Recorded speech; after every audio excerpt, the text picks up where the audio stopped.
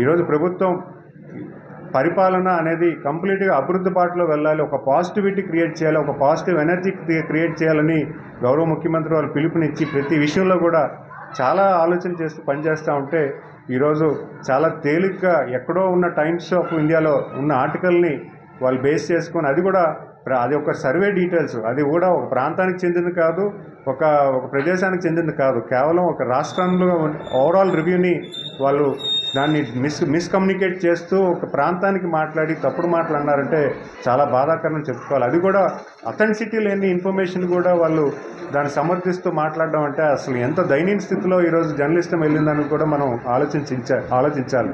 ఎందుకంటే జర్నలిజం చేసేవాళ్ళు ఖచ్చితంగా ఒక ఆధారపూర్ణ ఉండాలి, ఒక మాట అన్నారంటే ఖచ్చితంగా దానికి ప్రూఫ్ ఉండాలి. ప్రూఫ్ లేకుండా ఏదో ఒక న్యూస్ ఛానల్ ఒక ఆర్టికల్ వచ్చిందని దాన్ని ఈ రకంగా మాట్లాడడం కూడా చాలా తప్పని నేను భావిస్తున్నాను. మరి అంతేకాకుండా ఎవరైతే ఈరోజు సీనియర్ జర్నలిస్ట్ కృష్ణరాజు గారు కానీ లేకపోతే ఈరోజు సాక్షి ఛానల్లో ఉన్నటువంటి ప్రైమ్ రిపోర్టర్ ఆయన మీద ఒక పోలీస్ యాక్షన్ ఏదైతే ఉందో దాన్ని కూడా వాళ్ళు ఖండించే పరిస్థితి ఉందంటే ఎంత బాధాకరం. ఎందుకంటే గతంలో చూసాం, ఒక వాట్సాప్ పోస్ట్ని ఫార్వర్డ్ చేస్తేనే వాళ్ళు అరెస్ట్ చేశారు. 74 సంవత్సరాలు ఉన్నటువంటి ఒక వ్యక్తిని వాళ్ళు అరెస్ట్ చేయడం కూడా జరిగింది గతంలో. మరి అవన్నీ మర్చిపోయి ఈరోజు ఏజ్ ఫ్యాక్టర్ చూసాము, ఏజ్ ఫ్యాక్టర్ చూడకుండా అరెస్ట్ చేశారని చెప్పడం అంటే చాలా బాధాకరం అని నేను తెలియజేసుకున్నాను. ఎందుకంటే అప్పుడులో కొల్లు అంకబాబు 74 సంవత్సరాలు, రంగనాయకమ్మ అని 80 సంవత్సరాలు పైబడిన వయసు కలిగిన వాళ్ళు వాట్సాప్ మెసేజ్ని ఫార్వర్డ్ చేశారని వాళ్ళు గతంలో అరెస్ట్ చేయడం జరిగింది. ఈరోజు ఒక సీనియర్ జర్నలిస్టు, ఒక జర్నలిస్ట్ ఉన్న సాక్షి మీడియా ఛానల్ ఉన్నటువంటి ఒక సీనియర్ జర్నలిస్టు ఒక తప్పుడు వ్యాఖ్యలు చేస్తుంటే దాన్ని కనీసం స్టాప్ చేయకుండా ఆయన ఆ రకంగా మాట్లాడడం వల్ల ప్రజానికం అందరికీ కూడా ఒక తప్పుడు మెసేజ్ ఇచ్చారనేది మేము అందరూ కూడా భావిస్తున్నాం. ఎందుకంటే ఈరోజు పూర్తి స్థాయిలో మనం ఖండించాల్సిన అవసరం ఉంది.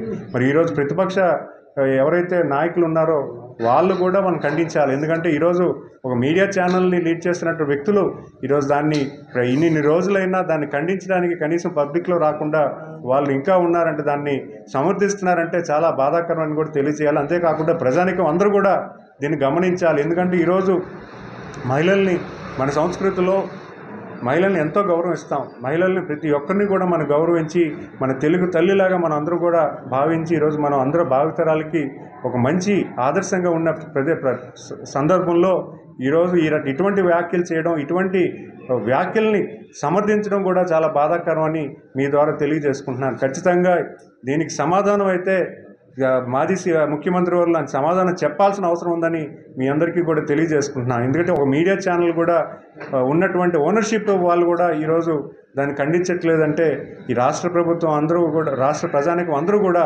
దాన్ని గమనించాలని ముఖ్యంగా మీ ద్వారా కోరుకుంటున్నానని తెలియజేసుకుంటున్నాను. ధన్యవాదాలు. అయితే గత పాలకులు కేవలం వాళ్ళకు కొన్న దుర్మార్గమైన ఆలోచనతో అమరావతిని నీరు కార్చడానికి, అమరావతిని కాన్సెప్ట్ని డిమోటివేట్ చేయడానికి ఈరోజు ఒక డిస్కషన్ ఒక సాక్షి మీడియాలో జరిగి ఒక తప్పుడు ఆలోచన అనేది నేను భావిస్తున్నాను. ఎందుకంటే ఈరోజు అమరావతి జరిగితే అమరావతికి కావాల్సినటువంటి సంపూర్ణటువంటి ఫండ్స్ ఈరోజు ప్రభుత్వం కల్పించింది.